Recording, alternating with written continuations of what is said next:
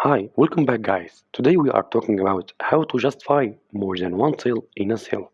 Why would you want to know how to justify them? Maybe you want to justify some cells in one cell. So today I am going to show you how. Check the video description and I will try to leave the written instructions. Now let's choose the cells we want to justify.